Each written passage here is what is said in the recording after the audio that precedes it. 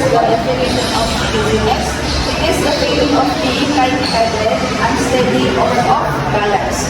It can describe sensations such as faintness, spinning or vertigo, or a loss of stability. Or kumbaga, in short, ito yung nahihilo yung tao.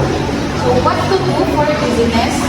First, let the patient or the victim drink a plenty of water and suggest that he will have regular meals every day and get enough rest. Second, avoid unnecessary or sudden movements or change in position. Dapat yung patient or the victim is naka-steady lang siya and not moving. Not moving, I mean, hindi siya yung galaw ng galaw para hindi siya masyado mahilo.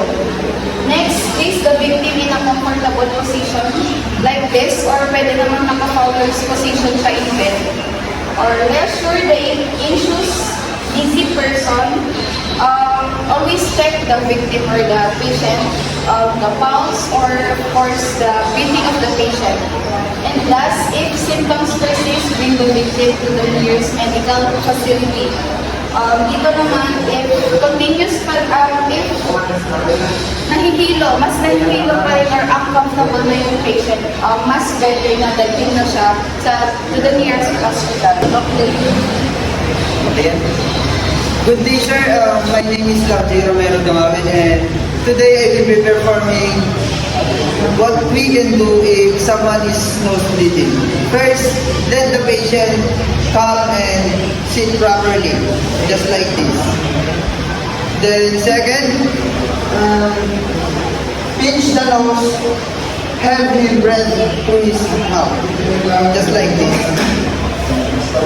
Inhale, exhale, just like this. And next is apply ice pack on his forehead or her bony bridge. For example, this is an ice pack and apply it on here. Then don't let victim rub, blow, or pick nose after bleeding stop. Then i-monitor po natin to hanggang sa pag di po tumigil ang pagdurugo ng kanyang ilong, ilagay na po natin siya sa pinakamalapit na ospital.